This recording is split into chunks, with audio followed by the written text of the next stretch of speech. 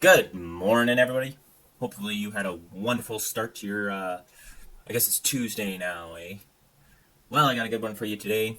From the CBC News, scientists warn Canada is way behind the virus as bird flu explodes among U.S. dairy cattle. So this will definitely be a fun one. It's COVID 2.0, people. Now, I am hoping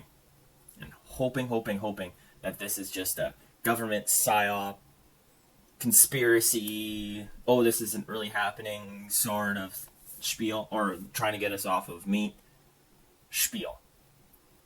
I'm hoping. I'm like just inside.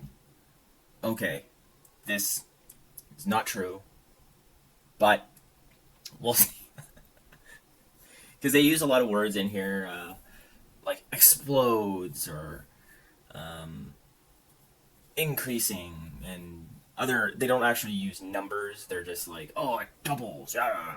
So explodes might be jumps from like one cow to four or something like that. So, and it's the CBC News. So take that as you will.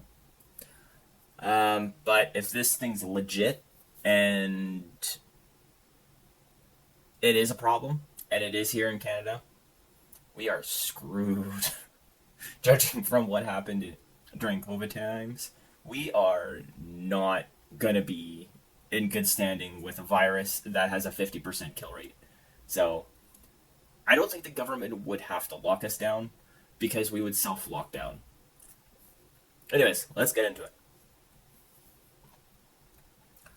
While federal officials say there's no sign of dangerous form of bird flu in Canadian dairy cows, scientists warn limited surveillance means Canada might not be staying ahead of an explosive H5N1 outbreak among dairy cattle south of the border. So far, dozens of herds, I think they said like 33 herds in the States. I don't particularly think that's too many, but we'll call the explosive, I guess, across the U.S. have been infected with this form of influenza A. While it appears to be milder in cows, H5N1 has also been linked to stunning death rates of 50% in humans, birds, and cats. No, not the cats. Just just ignore the humans. It's the cats we need to worry about. This guy Matthew Miller says he thinks we're way behind the virus. Um, he's one of the guys who's developing H5N1 research. The Canadian Food Inspection Agency told CBC News it has not detected this form of bird flu yet in dairy cattle or any livestock in Canada. Well, if you're not testing them at very high rates, like they're saying, then yeah, of course you're not gonna find it in dairy cattle. So the disease is federally reportable in any species, and they're told to be contacted by farmers with a high degree of suspicion of any dairy cows or any type of cattle that might have it. And they go on to say that so far, trading between Canada and the U.S. Of dairy cows or butcher cattle is is non-restricted right now. So, well, that's good. Um, Seems like the states has kind of got things under control with their testing, and they go on to say that they're testing ground beef, milk. I think they said a quarter of what they tested of like milk products that they tested had the virus in it. So as we go down, they say Canada needs active surveillance. Canada should absolutely be doing active surveillance for H5N1 in cattle, other animals, and humans who are close contact with them, said Dr. Isaac Bogosh, an infectious disease expert. He said those efforts should be a range of approaches such as wastewater surveillance, blood sample studies, and nasal swabs. Well, shouldn't like this be done all the time, especially after the great cold of 2020 or 2019? Yeah, 2020.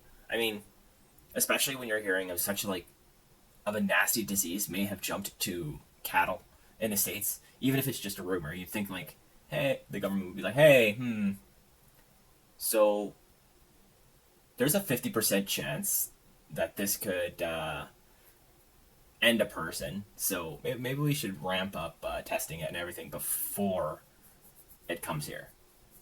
Like, you don't have to tell people you're doing it; just do it. If you're worried about like people getting scared, right? I don't know. Though the Trudeau government is so incompetent, they probably just say, "Eh." It's those little people that'll be eating that. We eat like the good stuff that we breed ourselves.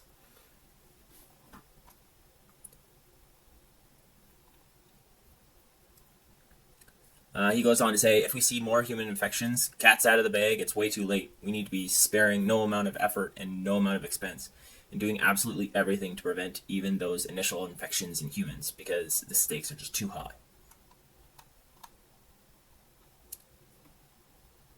Since the issue in the US seems to be bigger than we thought and was brewing before it was recognized, and since we have plausible route for exposure here, we should be proactive. Dr. Scott Reese, a professional or a professor at the Ontario Veterinary College, says. So, at a minimum, he added, we should be testing milk. So, which is true. I mean, you can just at least check if the milk has it, and if it does, you know you have a problem. Yeah, see, okay, right here. They say outbreak officially spreads to 34 herds in 19 states. So I was almost right. I said 33. So the first known cattle infection, or yeah, the first known cattle infected with H5N1 was reported in late March. Since then, at least 34 herds across 9 U.S. states have been impacted, and scientists suspect the outbreak is already far bigger.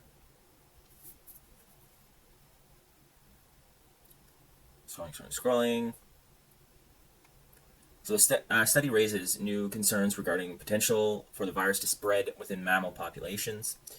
They were talking about how they noticed when they fed or cats were fed unpasteurized milk from cows, it spread through the unpasteurized milk. On Monday, other U.S. researchers shared a reprint, research not formally published or peer-reviewed. Now, this is the big thing for Canada because we know Canada doesn't like funding anything important. Here in Canada, funding and support for veterinarians and farmers to test needs to be clear, stressed Weiss.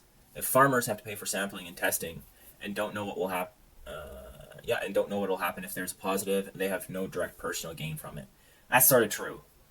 And I guess the worry is like when you're sick, you don't go to the doctors because you don't want to believe that you're sick. So if you don't test your farm animals, then everything is okay, right? So I know a lot of farmers have what are trying to think what it's actually called, but it's like government insurance on their fields if it's destroyed by weather or whatnot. So if something like that comes out, but for animals, I think that would probably be the way to go about this.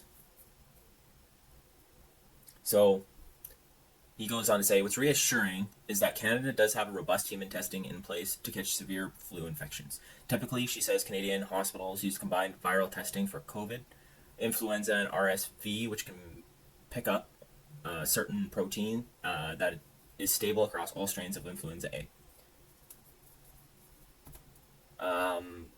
But that's only if somebody's sick enough to visit a healthcare facility, which is true. So you're not going to get one of those at-home infection nasal swabs and trust that because those only work, I don't know, half the time. Well, maybe more than that. I might be good. Um, yeah, it kind of sucks that we can't particularly believe them when they say that this is happening now, especially after what happened with the big cold. I mean, this is what happens when you cry wolf about so many things. Now it's like, is all of these stories about bird flu just the WHO saying, "Oh, we don't want people to eat meat, especially beef, so we're going to tell everybody the bird flu is moved to cows and cattle," or is this like a legit thing? Especially when they're not really testing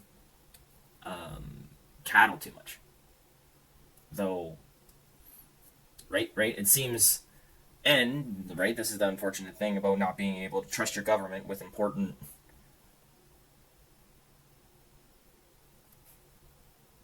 I don't even know with its important duties because you know it's so incompetent. It's like even if it is here, what are we gonna do?